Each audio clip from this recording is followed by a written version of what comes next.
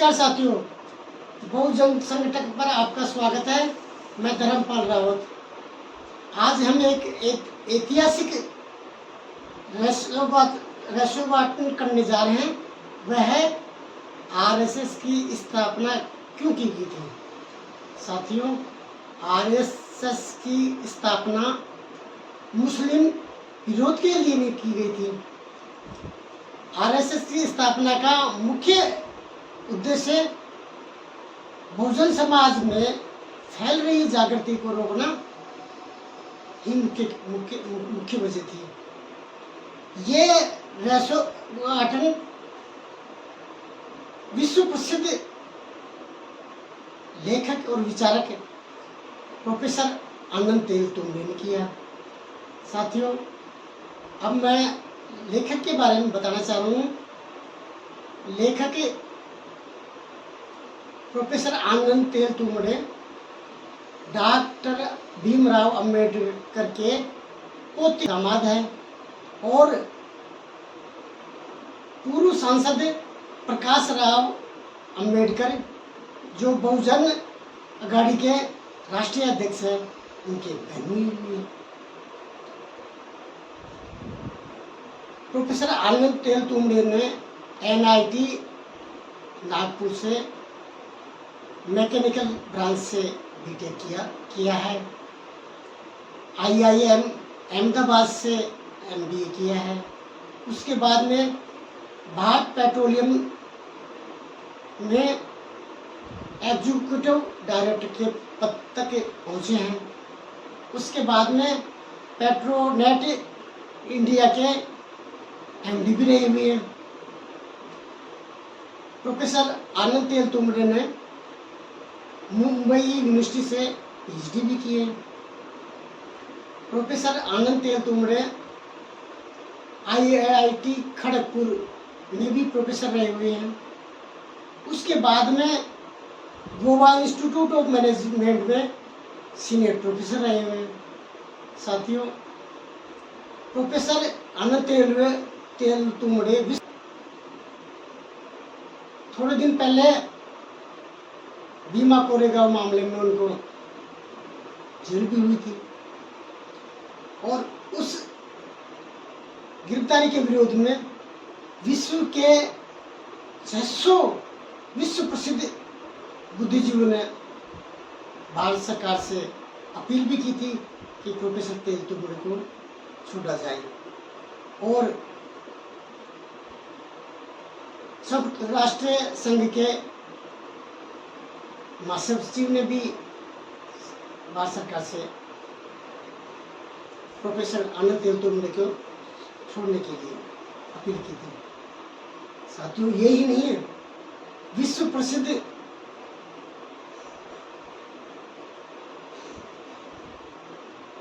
और भाषा वैज्ञानिक और एमआईटी जैसी विश्व की पहले नंबर की विश्वविद्यालय के प्रोफेसर एमेरिटस प्रोफेसर नोम चोम्स्की ने भी इस की गिरफ्तारी का विरोध किया था। साथियों, प्रोफेसर आनंद तेलतुंबड़े ने एक रिसर्च पेपर पब्लिश किया है जिसमें आरएसएस की स्थापना का ये असली वजह बताया। साथियों, आरएसएस और भाजपा सबसे ज़्यादा लोकप्रिय उत्तर भारत में है। पंजाब में, दिल्ली में, उत्तर प्रदेश में, बिहार में, राजस्थान में। तो यदि आरएसएस का मुख्य विरोध मुसलमान होते हैं तो इनका मुख्यालय लखनऊ में भी हो सकता था, पटना में भी हो सकता था, दिल्ली में भी हो सकता था, अमृतसर में भी हो सकता था, राजस्थान के जयपुर में भी हो सकता था, गुजरात कि गांधीनगर या अहमदाबाद में भी हो सकता था, लेकिन वहाँ नहीं हुआ। इसका मुख्यालय नागपुर में ही क्यों हुआ, इसको बताने के लिए उन्होंने ब्राह्मणवादी विरोधी और दलित बहुजन आंदोलन का वजह आरएसएस का स्थापना बताया गया, क्योंकि उस जमाने में विदर्भ एरिया सेंट्रल प्रोविंसेस प्रांत में होता था, और ये जो सत्यशोधक समाज का आंदोलन और महात्मा ज्योतिबा फुले का किए गए काम का प्रसार नागपुर के और पुणे के एरिया में ज़्यादा था, और उसमें सबसे ज़्यादा योगदान दलितों की एक जाति महार को जाता है। साथियों, महार रेजिमेंट ब्रिटिश फौज की एक रेजिमेंट थी, उसमें सबसे ज़्यादा महार सैनिक थे। उन महार सैनिकों ने ही पेशवा को भीमा कोरेगांव में भी हराया था। तो एक ऐतिहासिक रूप से महार ब्राह्मणों के और ब्राह्मणवाद के खिलाफ रहे हैं। महारों का एक पूर्व सैनिक गोपाल बाबा वलनकर ने 1888 में विठल विध्वंसक नामक मासिक पत्रिका निकालना शुरू किया था। उस पत्रिका में सत्यशोधक समाज के उद्देश्यों को अपने समाज में प्रचार प्रसार करने का काम था, और इस पत्र ने दलितों में एक जबरदस्ती लहर पैदा कर दी और ब्राह्मणवाद के खिलाफ महारों को संगठित भी करना शुरू कर दिया। साथियों, इस वजह से ही 1908 में महार सभा नामक एक संगठन की स्थापना की गई थी, जिसमें विठल राव सिंधे जैसे, शिवराम जांबा कांबले जैसे सामाजिक नेताओं ने सबसे ज़्यादा योगदान किया था। इस संगठन ने 1913 में नागपुर में विदर्भ एरिया के सामाजिक नेताओं को बहुत बड़ा सम्मेलन भी आयोजित किया गया था। इस सम्मेलन से नागपुर के ब्राह्मणों में लगभग खलबली मच गई थी। उन्होंने ये सोचा कि ये अछूत दलित हमारे फोल्ड से निकल नहीं जाए, तो ब्राह्मणों ने भी अपनी रणनीति शुरू कर दी थी। इसके अतिरिक्त पिछड़ी और मराठा जातियों के लिए मुकुंदराव पाटिल ने 1910 में सत्यशोधक समाज का मुखपत्र दीन मित्र अपने गांव ताराबाड़ी में भी शुरू कर दिया था। इस पत्र से पिछड़ी और मराठा जातियों में धीरे धीरे जागरूकता आ रही थी। उसके नेताओं में बाबूराव पाटिल, नाना पाटिल, केशवराव जेडे जैसे पिछड़े नेताओं का भी उदय हुआ था। साथियों, उधर तो दलितों की महार जाति ने ब्राह्मणवाद के खिलाफ आंदोलन कर रहे थे, और उधर पिछड़ी जाति और मराठों में भी धीरे धीरे जागृति आ रही थी।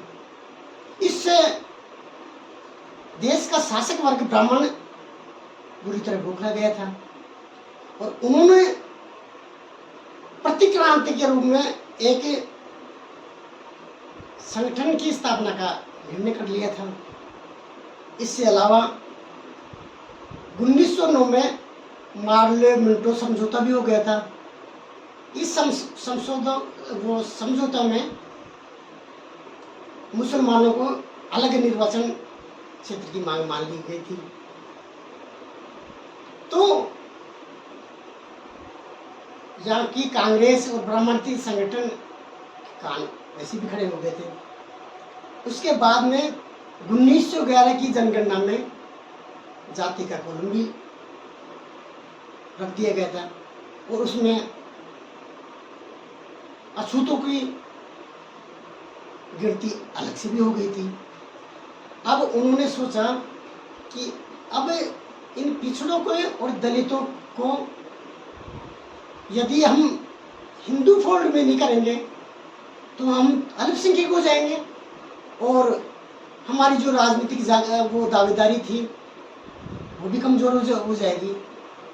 इससे अलावा 1910 और 1920 के दशक में मारो ने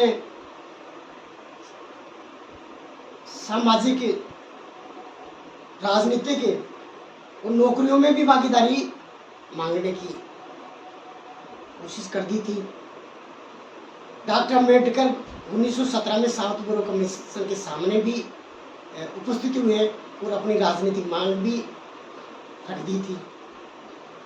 तो ये जितने भी आंदोलन थे दलित बहुजनों के, इससे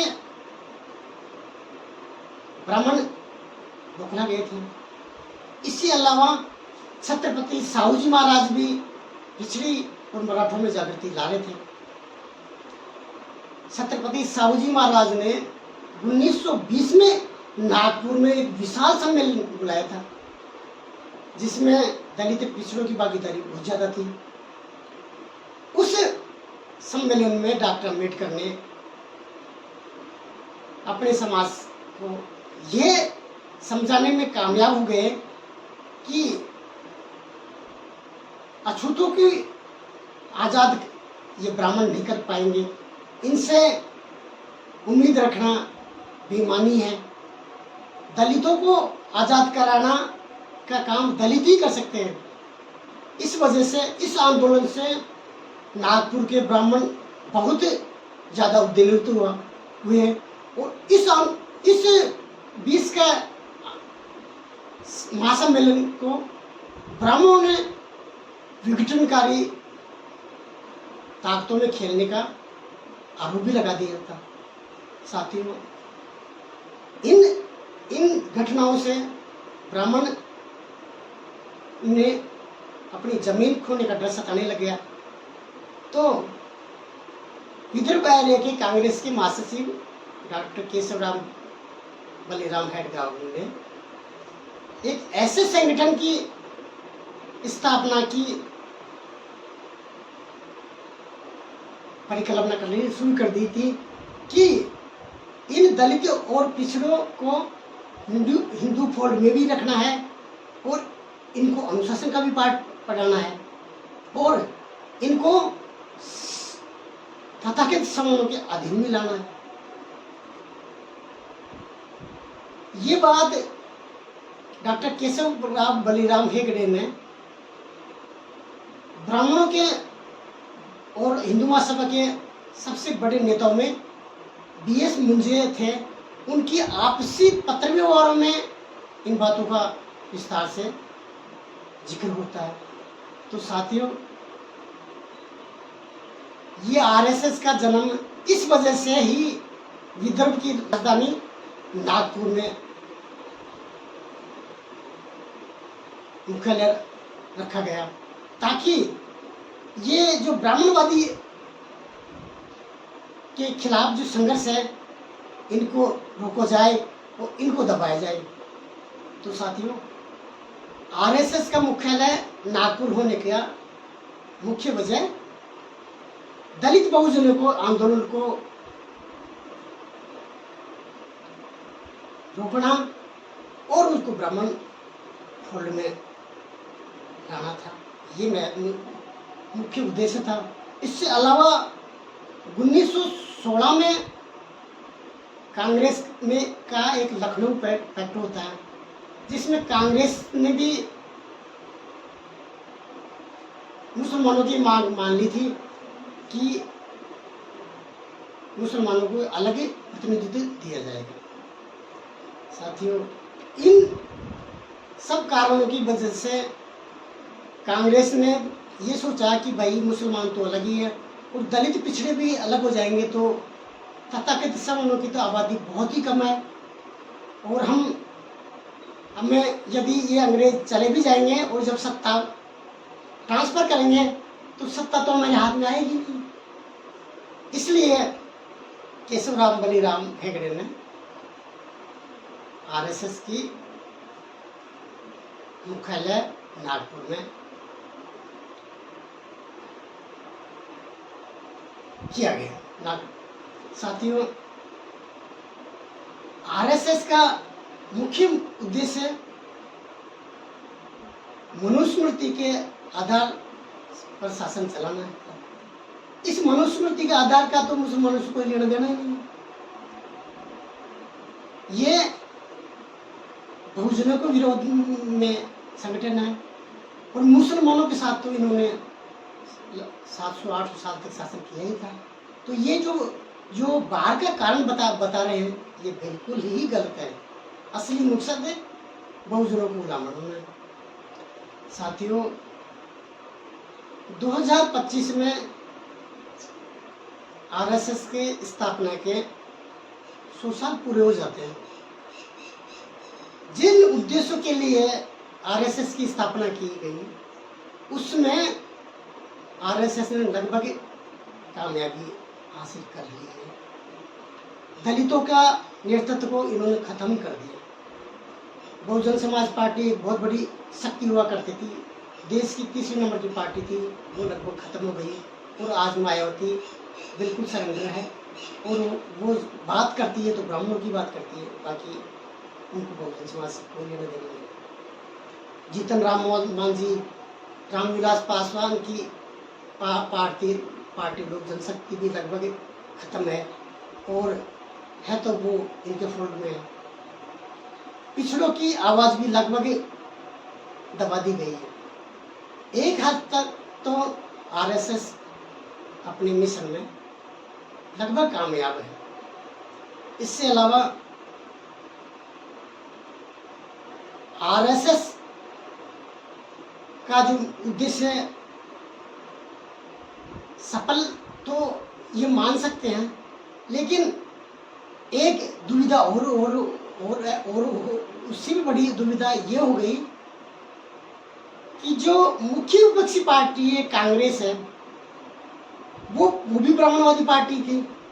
उसमें ब्राह्मण आधिपत्य लगभग कम होता जा रहा है और 2000 के लोकसभा चुनाव में कांग्रेस जैसी मुख्यधारा की पार्टी ने संविधान बचाओ आंदोलन का भी शुरू कर दिया था और ये दलित बहुजनों के करीब भी आना चाहती थी। एक तरफ तो उन्होंने आरएसएस अपने लक्ष्य प्राप्त कर लिए, दूसरी तरफ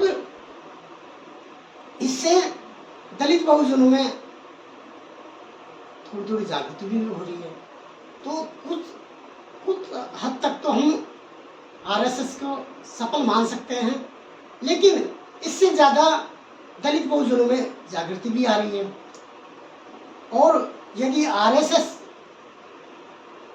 दलित बहुजनों के नेताओं को कोई पोस्ट भी देती है, मंत्री पद भी देती है, तो उनके पास वास्तविक शक्तियाँ नहीं होती हैं और उनके पास सिर्फ पद होती है, पद से संबंधित शक्ति भी नहीं होती। जैसे दलितों के रामनाथ कोविंद को राष्ट्रपति बना दिया, लेकिन उस बेचारे के पास कोई शक्ति भी नहीं थी। इससे अलावा आदिवासियों को लेकर द्रौपदी मुर्मू वर्तमान में राष्ट्रपति है, लेकिन वो सिर्फ रबड़ स्टैंप है। आदिवासियों का विस्थापन हो रहा, उस पर चुप रहती है। तो और जो आदिवासी दलित पिछड़े जो नेताओं को मंत्री पद दी गए हैं, वो उनके हाथ में सत्ता नहीं है। देखने में तो भारत का प्रधानमंत्री भी बहुजन समाज में आता है, लेकिन उसके पास भी पावर नहीं है। सारे शक्ति ब्राह्मणवादियों के हाथ में। साथियों, इस वजह से हमें ये प्रतीत होता है कि सत्ता ब्राह्मणवादियों के हाथ में है और बहुजन समाज लगभग मूकदर्शक बनता जा रहा है। साथियों, कांग्रेस का जो राष्ट्रीय नेतृत्व है वो खुलकर बहुजन हित में बोलने लगे हैं, तो हम एक बहुजन समाज में एक उम्मीद तो है कि ये जो आरएसएस और भाजपा एक गलतफहमी पाल रखी है कि हम संविधान को भी ख़त्म कर देंगे, आरक्षण को भी ख़त्म कर देंगे और मनुस्मृति के आधार पर शासन व्यवस्था चला लेंगे, मुझे नहीं लगता ये सफल होंगे। साथियों, ये वीडियो इतना ही। यदि ये वीडियो आपको अच्छा लगा हो तो इस वीडियो को लाइक भी कर सकते हो, इस वीडियो को शेयर भी कर सकते हो और इस चैनल को सब्सक्राइब करके हमारे इस मूवमेंट का हिस्सा भी बन सकते हो। जय विज्ञान, जय लोकतंत्र, जय बहुजन समाज।